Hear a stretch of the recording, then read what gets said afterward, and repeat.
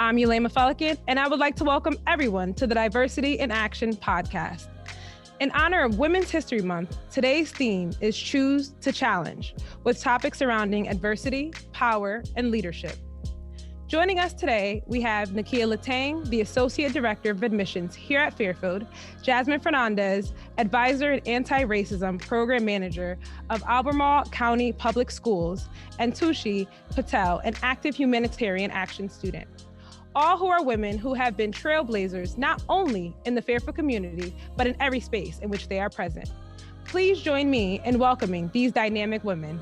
Hello, ladies, and thank you so much for joining us here today. Thanks for having us. We're happy to be here. How's everyone doing today? Pretty awesome. Great, excited for this conversation. That makes two of us. I'm sure that makes four of us. Well, awesome. Well, let's jump right into things. Who has been the most influential woman in your life and whose journey has really impacted your path? For me, it's obviously the classic answer is mother. But for me, it's a really special person in my life, and it is my mother because she and I have had a really long journey. Something about my family is that we're immigrants. So she and I actually journeyed to the United States together when I was only 6 months old.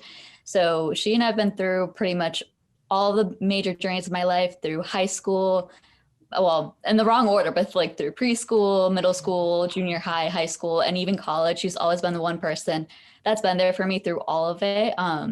She's literally my ride or die, because if she was not my ride, I probably would not be able to get to anywhere because she drives me everywhere pretty much. But she really inspires me to be the person I am today, in the fact that I'll get into this a little bit more when it comes to adversity, but she's always taught me to embrace all the challenges that come my way and to do it with compassion and unconditional love. And for me, that's who I am, and that's how I recognize myself. So I would say she's my most influential person. Awesome. Thank you so much, Tushi. And your mom is your ride, literally and figuratively. Jasmine? You know, I've been really blessed to be surrounded by a number of strong, compassionate women who are part of my tribe, who are part of my village. But similarly, it's also my mom. My mom had me in high school. She has been the rock of our family. And even right now, as she is battling cancer, she is still the strongest, most selfless person I know. And I'm constantly in awe of her strength, her determination. She has such a big heart. And, you know, even at this age, right, it's like, it doesn't matter how old we are, we're always going to need, you know, your mom and need that hug or need words of encouragement. Just the other night, I was calling mom, venting. And so she's just that one person that I know I have in my corner, who's always been consistent in my corner. And I'm just incredibly proud of her, of the life that she's created for herself, despite her own adversity.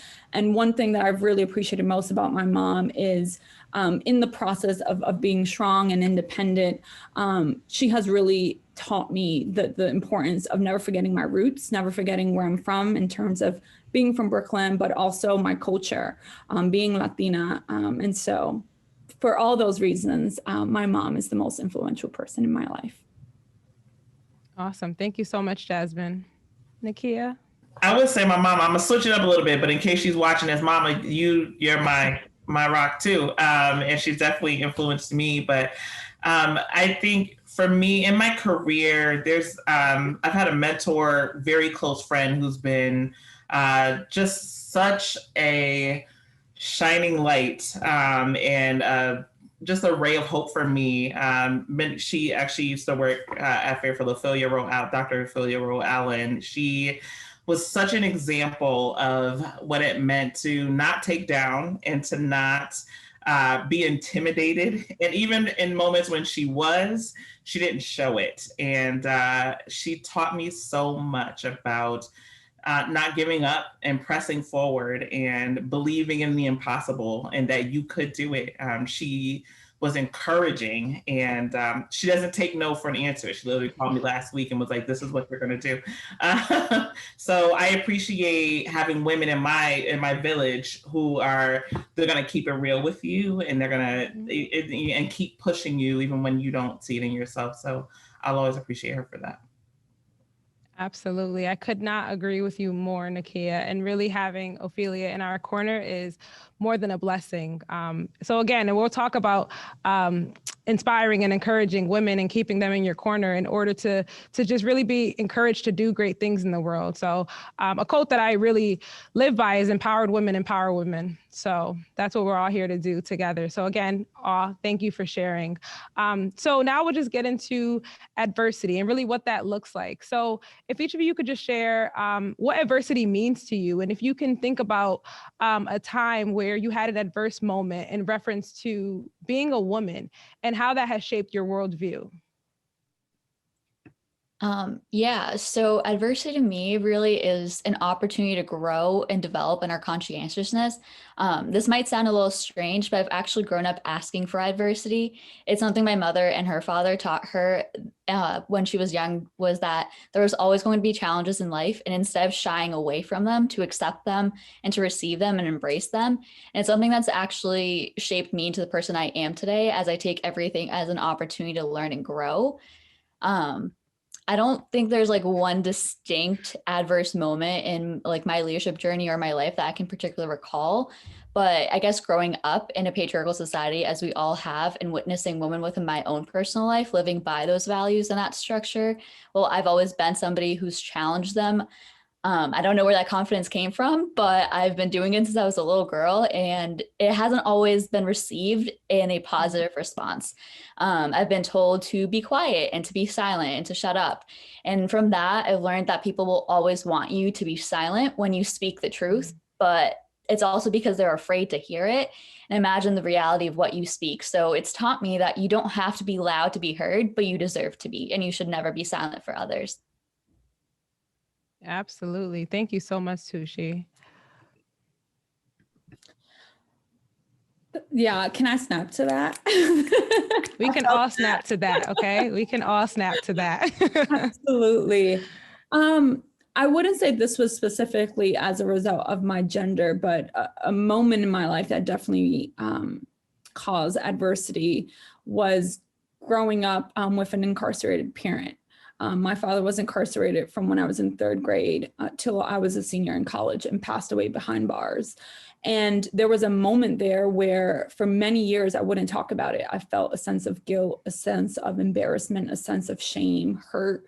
And I also felt like more the reason I had to work harder in terms of getting ahead. My mom, you know, as I mentioned earlier, had me in high school. And so for her, this was everything, right? And being first generation college student, I felt like this added responsibility to show up in my time at Fairfield. But even since leaving Fairfield, continuing to show up and owning my light and owning my brilliance.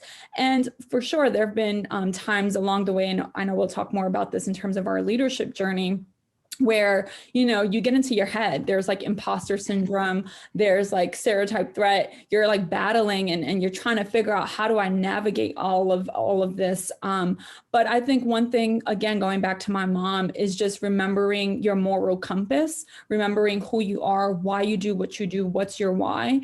And so in the case of my dad, you know, it was incredibly hard. And in hindsight, I look back and I'm so proud of that third grade Jasmine, right? Because she was balancing so much. And I think now as a woman, as someone who is in her career, as someone who's married, I really hope that I can continue to, you know, create spaces for other women like me who have been impacted by parental incarceration to find support, to find healing. And if I can quickly, I would just say, even in your leadership journey, you know, healing is not linear, right? And I think even just like leadership growth, everyone has their different paths. And so you just have to figure out like what your path is and who are the people in your circle that are going to continue to give you that light. And so that's what I would say to that question. Awesome. Well, thank you so much, Jasmine. And something that you said was that you hope that you're impacting other women. And I just want to reassure you that you are. And the work that you're doing is absolutely amazing. And just really humbled to know you and just all the amazing work that you've been doing in and around the community and anywhere that you're present. So again, just thank you for all of your work and your selflessness. Thank you so much. It means a lot especially coming from you. Thank you. Nakie? I don't even know how you follow that. Like, sit with it. Just sit with it, right? For me, this past year has been such a different chapter in my life. I was blessed to give birth to a baby girl almost about a year ago now, back in April. And this journey, while the most amazing experience I've ever had, also the most challenging experience I have ever had. And it's this battle between, here I am, this woman who has had a career that I've been fully invested in for 15 years of my life. And then I have a child that completely turns that passion in a different direction. And so me trying to figure out how to give 100% to my job and 100% to my daughter, and not wanting to slight either one of them, but also just that fear of, if I don't do my job, right, and as a woman of color as well, what happens to my position, right? What happens to my stance? Will I still be respected? Can I afford to sacrifice the time and doing some things? Can I afford to delegate, thinking that people would think less of me or they wouldn't need me anymore? And of course, a lot of that is self-imposed. We put a lot of pressure on ourselves as women. And I had to learn that. I had to learn to make some choices and to be okay with what I choose, to be okay with putting my daughter first, with being okay to learn to put myself first, which we as women don't do well. I still don't do well. I will be fully transparent, but you have to learn that you can't be 100% to everything. There's only one you. My sister told me that, and I sticks to me to that day. So you just have to make those choices and be okay with what you choose and make the best out of it. And I continue to work through that adversity every day, and I'm okay with that. Absolutely. Thank you, Nakie. When you said learning to put yourself first, I literally got chills because I'm like, I too am working on that, but we have to remember to fill our own cup while we're out filling everyone else's cup, because we can't fill other people's cup if our cup is empty. And we really have to remember that. So no matter how passionate we are about our work, if we're that passionate about our work, we must pour into ourselves, because we can't pour out unless we're poured into, unless our cup is full. So thank you. Moving right in. So what does power mean to you? And what is a powerful leadership role or moment that you have experienced? And really just sharing with us what that looked like. Power, just simplified to me, just means responsibility. And I don't know if anyone here is a huge Spider-Man fan, but I grew up watching Tobey Maguire as Spider-Man, and everything I owned was red. So it came as no shock to my family that Fairfield school colors were also red. It's a running joke in my family where I own so much red. It's kind of a little crazy. But I bring up Spider-Man because a quote that's always stuck with me, and to which I define power, is, with great power comes great responsibility. And I really do see it as that way, being the oldest in my family and being the oldest of, I think, 7 younger female cousins. I recognize the power that I hold as being older than them, having a ton of influence in my actions and my choices really do translate over to what they see as the role model I am for them. So that's what it means for me. I'm not 100% sure if there's a powerful leadership moment in my life that I've personally experienced, but it really comes down to all the little ones. My leadership style is really leading by example. So I think for me, every single moment of interaction with other people is a powerful moment for me, because every single day, every single person I meet has taught me a lot more.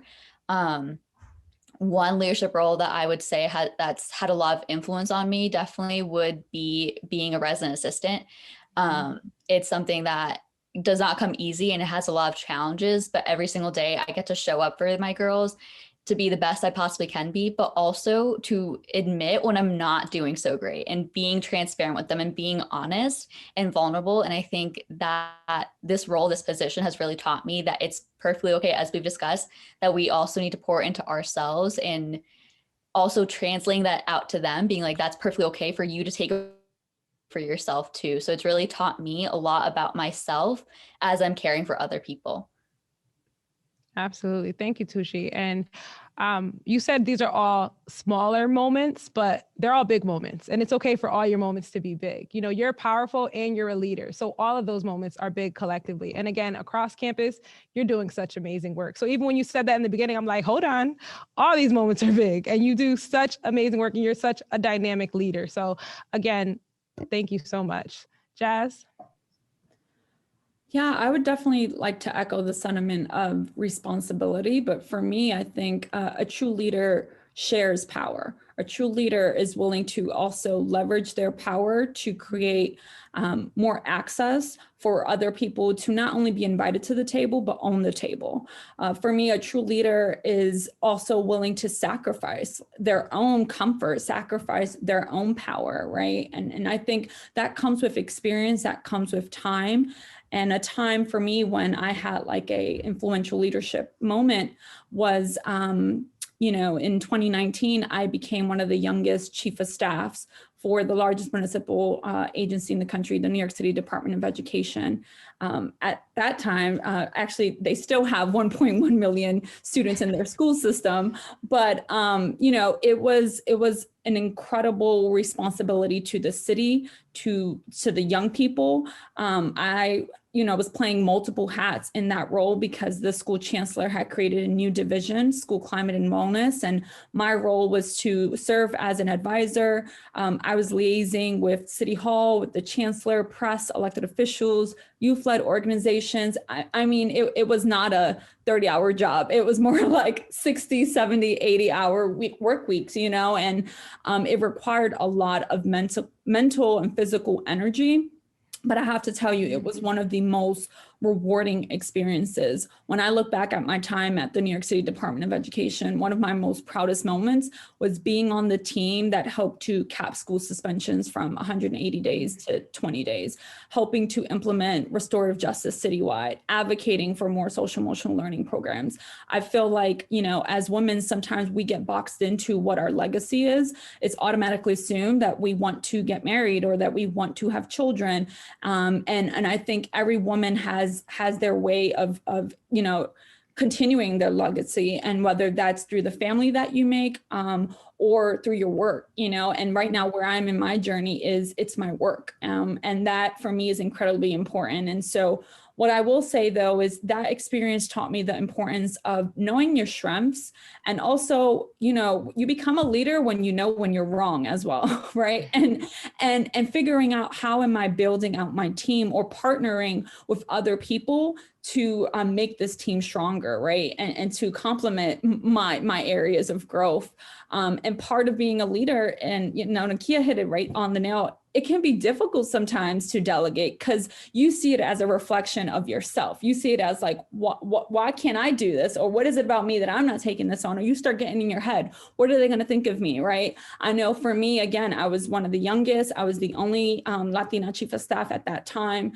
And so I'm feeling this additional responsibility. But again, I was really lucky to have a direct supervisor who was also a woman of color, a Black woman, who believed in my potential, who took a chance on me, who, gave me that autonomy to grow, to learn, and also kept the role with me. And I think that's incredibly important. And so finding who those people are in your workplace, but also in your personal life, it is so essential, right? When we talk about empower women, empower other women, also like you want real women to hold you accountable, right? And I need to know when I've been a good friend. I also need to know when I'm slacking, like keep it real with me, right? Like I need all of that. I think iron sharpens iron. And so that is incredible. I would say something that's really important for any woman to be thinking about when you're looking at who's in your circle, who's missing and who are the women that you need, and whether it's because they bring a certain value or a certain skill set or, a certain experience to your life, be cognizant of that and lean into that. Absolutely. And this is one of the many reasons why I'm going to be Jasmine's campaign manager when she runs for president in the United States. I think we would all be confident in America if America was in Jasmine's hands. Jasmine, thank you. Thank you so much. Look how Nakie. red I am. I feel like I don't have much to add. Like both Tushi and Jasmine have said such rich things. I think the one thing I've also learned kind of over my career is one of the most impactful ways you can be powerful is by being humble and having humility, being able to say I'm sorry, being able to know when to step back and let other people lead, right? And being able to listen and being able to serve, being able to be in the trenches as well as being able to make decisions. Like that humility is so important and will take you so much farther. Oftentimes when in power, you look for that immediate gratification. And sometimes that immediate gratification has to come from yourself. You have to learn how to affirm yourself. You have to say, girl, you did a good job, and keep it moving. You can't always look for that from other people, right? But if you can remain humble and remember to affirm yourself, oftentimes in positions of power, it's later on down the road, days, years, months, however long, where all of a sudden you look back and you hear, oh my gosh, you serving in that role changed my life, right? Or remember when you said this to me, it made all the difference. In those moments, it didn't feel like that, right? But the seeds we plant often grow to then make us be some of the most powerful people. That power is we all have the ability to do it, but sometimes you won't know it and really see it until much later. So you have to remember that. Absolutely. And one thing I would just add just to that, Nakie, is that we have to remember to celebrate the smaller victories. We have to get us to the bigger goal, to get us to the finish line. We have to really acknowledge the things that we have done and that we're moving forward. Every step that we take that's moving forward, that's an accomplishment in and of itself. So we have to keep ourselves motivated and keep ourselves going. So ladies, thank you for that. This question is going to be targeted to Jasmine. Jasmine, with your political background, what are some issues that you can say around women, power, and leadership? So what would you say in regards to women, power, and leadership and some issues that need to be addressed? How much time we have? Right. We may need a part two. No, in all seriousness, whether it's politics or in the city government space or education, I think any sector, we know that for one, women in particular, women of color, are the people doing the work behind the scenes, but not getting the credit, right? And we do it because we're committed to the cause, we're committed to the people. But understand that it is often us who are the backbone of these teams, of these programs. We're the ones that make our directors and different people look good, right? And I think sometimes it's a balance, right? It's being humble, but also like staying true to your talents and your gifts and your brilliance, and not feeling like you have to dim your light, especially in a space that may be occupied dominantly by men or by white people. And so again, going back to this notion of imposter syndrome, I think that is so real, especially if you are first generation, if you are new and navigating this type of sector, no one in your family, is a biologist or decided to run for office. It's all brand new, and I think that is definitely one of the biggest challenges. I also think that another big challenge, and there's a lot of research around this, is, we still have a gender gap in terms of salaries, right? And we know, especially women of color, we're the ones who make the least in comparison to our white, colleagues, and also even our white female colleagues. And so I think that's really important. And we don't talk enough about how to negotiate salaries. This was not something that was taught to me. And I remember when I first got my first, real job out of college, and as I continued to move through my career, I would sacrifice. I would say, well, if I just can get my foot in the door, that's all that matters. And it took, again, a Black woman, my former supervisor at the New York City Department of Education, who was like, hold up, that's how much you're making? This is a problem. And she went to bat for me. And I couldn't even believe it that I got way more than I had expected. But again, it took someone who believed in me, who coach me through the process. And I think that's really important, right? That we continue to like remind ourselves of our brilliance and not water that down. Like, be confident. If you want this role, like, what are your contributions? And also make it clear, if you don't have the role, then how do you create, advocate for yourself, whether it's saying, I want to re-workshop my job description because it doesn't align with the work that I'm currently doing, or I believe I need a salary increase and this is why, right? I think those steps are critically important. That self-advocacy, I think, is absolutely essential. Absolutely. Thank you so much, Jasmine. I do also want to open this question up to Nakie or Tushi, just in regards to issues surrounding women, leadership, and power.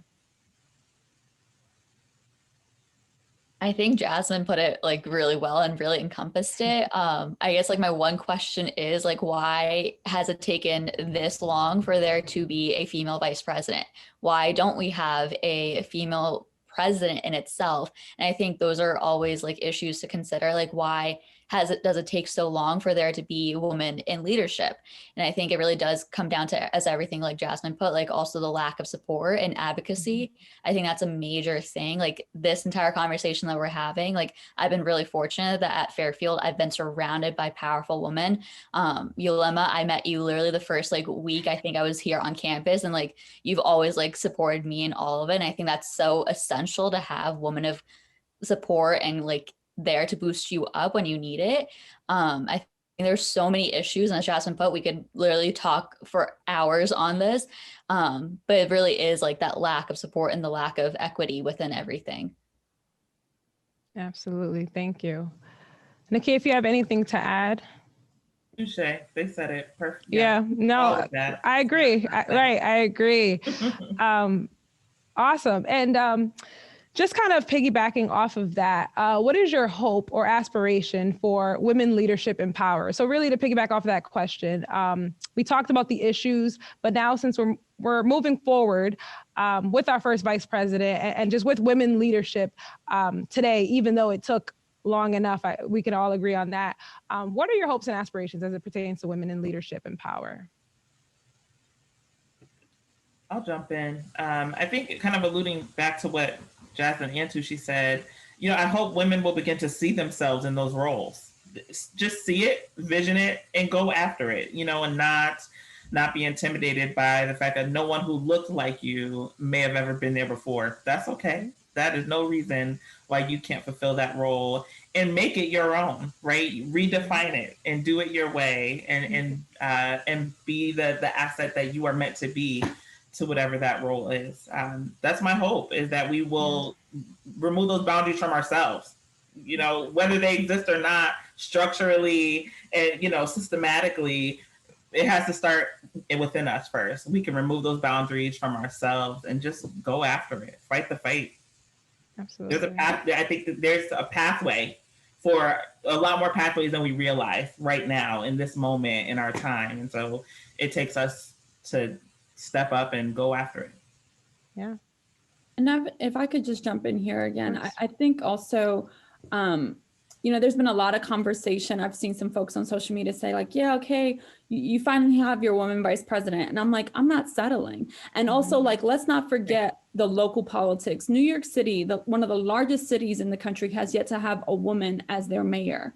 Okay, when we look at women in the field of education, women are predominantly teachers, but there's a shortage of women school superintendents or women presidents of universities, right? And so for me, there's still a lot of work that needs to be done. And then when we bring in that intersectionality, when we start talking about women of color, and I want to just like specifically name Black women, it's still completely underrepresented. And so for me, it's not enough, and it won't continue to be enough, but I want to continue to create pathways where more girls and women can see themselves in these roles. And for me, I think it's essential that we have more girls who have the lived experience, more women who have that lived experience of whether it's having experienced homelessness, or whether it's it's, being formerly incarcerated themselves or first generation, like it is those women who have those lived experiences who deserve a place at the table, who deserve to be in these leadership positions. And so I think that's really important. It's remembering that, it's not always about where you graduated or if you were, top of your class. The textbook can't teach you what you've been through. And remember that, remember your story, remember your ancestors. That will guide you through your work, always. Echoing off of what the both of them had to say, like that was literally everything. But also remembering, like my hope really is that like we challenge not only ourselves, but everything that we consider to be normal. Like personally speaking, like I have grown up like with living by like the societal norm, like timeline, all of that. And being willing to challenge it and accept that the fact that if there is uncertainty, that's perfectly okay. And that there's beauty in change and all of that.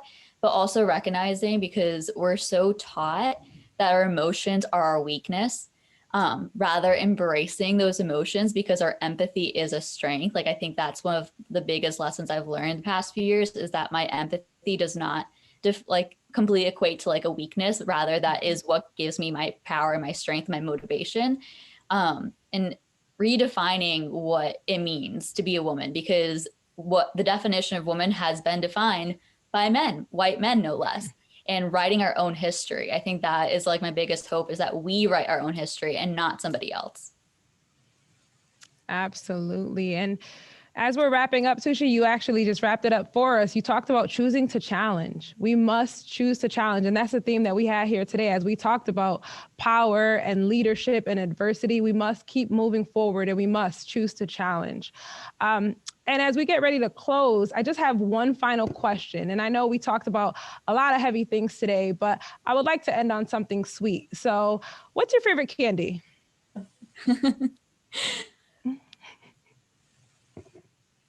Tushi, go ahead. You can go first. What's your favorite candy? Oh, it really depends on my mood. I'll be honest. It really depends on my mood, because some days I will be craving something sour. Sour Patch Kids always go to, but some days I'll just be craving something sweet, and dark chocolate, hands down, will always be my go-to, regardless of what kind it is. Dark chocolate. Awesome. I don't really do candy, but when I'm having a day like cookies, Oreos specifically, and milk is my vice. It is my go-to. So yeah, anything chocolate, cookies, I'm a huge fan of it. Any variation of Oreos? They have like the double stuff. They have the regular ones. They got the yellow ones. I like it classic. You like it classic. For me, you can give me some gummy peach rings any day, and I am like, I'm good. Or break me off a piece of that Kit Kat bar, and good to go. All amazing choices. And again, ladies, thank you so much for taking this time out to address some really important issues, some really important topics that I'm confident that you have inspired, empowered, and encouraged all of our viewers here today.